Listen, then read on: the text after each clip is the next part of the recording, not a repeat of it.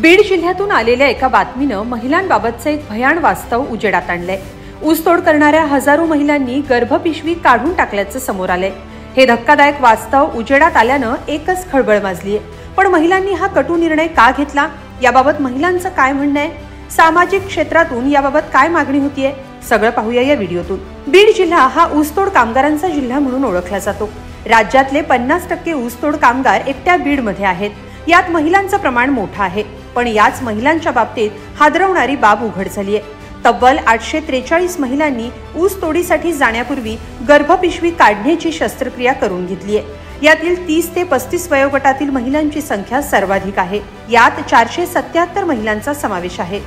पोटात दुखणं, मासिक पाळीत रक्तस्राव, जंतुसंसर्ग ही कारणं देत या महिलांनी गर्भपिशवी काढून घेतल्याचं नोंदवलंय। याचबरोबर अजून एक धक्कादायक बाब म्हणजे बीड जिल्ह्यातील 1523 महिलांनी गरोदर अवस्थेतही ऊस तोडीचं काम केलंय। त्यामुळे पोटासाठी पोटातल्या बाळाचा जीव धोक्यात घालण्याची वेळ या मातांवर आल्याचं समोर आलंय।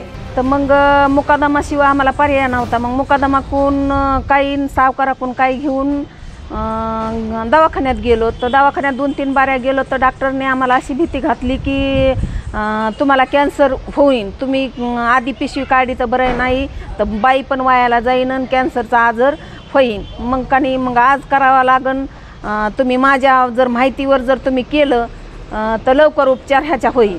आणि त्याने काय कॅन्सरची तपासणी नव्हती केलेली, काय नव्हती की मुकादमाचा बी दाटा होता की तुम्हाला उचल दिली मग तुम्हाला काम करावंच लागन म्हणून। आणि मग त्या कामाने बाई कमजोर होती तर त्या अंगावरलं जी आहे ना तर ती थांबतच नाही। एवढं मत चांगलं त्याचं हे आहे की त्या बाईला कसंच नसतो ना, जरी बी इकडं 3 वाजल्यापासून उठायचं तिकडं पुन्हा बी 10 वाजेपर्यंत बी ती बाई जागलेलीच राहते। ती पाळीच्या टायमाला बी काम करा म्हणजे ती पाळीचं म्हणजे आता ते काय सांगायचंच म्हणजे लयच ही आहे। म्हणजे पाळी जरी आली ना पहिल्या दिवशी किती थकवा आल्याने होतंय तरी तिने घरी राहायचं नाही। आणि बाळात पण 3ऱ्या दिवशी मी कामाला गेलेली आहे। तसल्या मोळ्या उचललेल्या आता 50-50, 40-40 किलोच्या मोळ्या तसल्या, आणि म्हणून मग मला हे आजार मग जास्त झालेला होता। पण या महिलांनी गर्भपिशवी काढून टाकण्याचा निर्णय का घेतला हेही या महिलांनी सांगितलंय। 2 वेळच्या जेवणासाठी महिलांना संघर्ष करावा लागतोय। यामुळे अंगावरून जाणं, मासिक पाळीत रक्तस्राव होणं, जंतुसंसर्ग, पोटात दुखणं ही लक्षणं या महिलांना दिसल्याचं सांगण्यात येतंय। त्यामुळे ही शस्त्रक्रिया करावी लागल्याचं समोर आलंय। या सर्व महिलांची नोंद माता आणि बालसंगोपन पोर्टलवर झाली आहे, पण सरकार याकडे दुर्लक्ष करत असल्याचा आरोप होतोय। मुळात ही जी परिस्थिती आहे ती परिस्थिती अशी आहे की सरकार या सगळ्या प्रश्नांकडे दुर्लक्ष करत आहे। आणि हे दुर्लक्ष केल्यानंतर जे समिती आली, समितीने काम केलं आणि जिल्ह्यामध्ये ज्या ऍक्टिव्हिटी झाल्या ऊसतोड कामगार महिलांच्या आरोग्याच्या संदर्भात, त्याच्यामध्ये सिव्हिल सर्जनच्या परमिशननं ज्या गर्भपिशवी काढण्यात आला त्यातला जो आकडा 850 पेक्षा जास्त आहे एका वर्षातला, तो गंभीर आहे आणि भयानक आहे। तर ज्या महिलांचे गर्भाशय काढून टाकण्यात आले त्यांना राज्य सरकारनं 1 कोटींची मदत करावी अशी मागणी सामाजिक कार्यकर्ते लक्ष्मण हाकेंनी केली आहे। अन्यथा ऊसतोड कामगारांचं मोठं आंदोलन उभारण्याचा इशाराही त्यांनी दिलाय। या कारखानदारांना माझं सांगणं आहे, या महाराष्ट्रामधल्या या ज्या काही बीड जिल्ह्याचं एकट्या बीड जिल्ह्याचा सर्वे पुढे आला आहे, पण महाराष्ट्रातला सर्वे ज्यावेळी समोर येईल त्यावेळेचं चित्र भयानक असेल।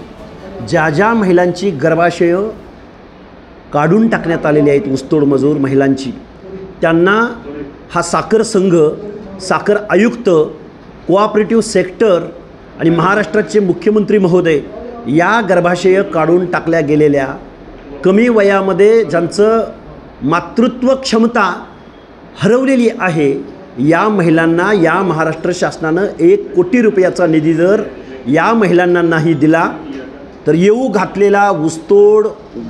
घातलेला साखर हंगाम या ऊसतोड मजुरांना आम्ही कुठल्याही साखर कारखान्यावर जाऊ देणार नाही।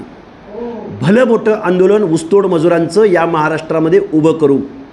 महिलांना न्याय तर मिळवून देऊच, पण ऊसतोड मजुरांच्या टनामागचा जो रेट आहे त्या रेटमध्ये व्यावहारिक वाढ झाल्याशिवाय आम्ही एकाही कारखान्याचं धुराड पेटू देणार नाही, हा माझा आज या सरकारला इशारा आहे। एकंदरीत शारीरिक मेहनतीची कामं करण्यासाठी महिलांना गर्भपिशवी काढावी लागतेय, पण त्यामुळे महिलांना आरोग्याच्या गंभीर समस्यांनाही सामोरं जावं लागतंय। यावर त्वरित आणि दीर्घकालीन उपाययोजना राबवण्याची गरज व्यक्त होतीये.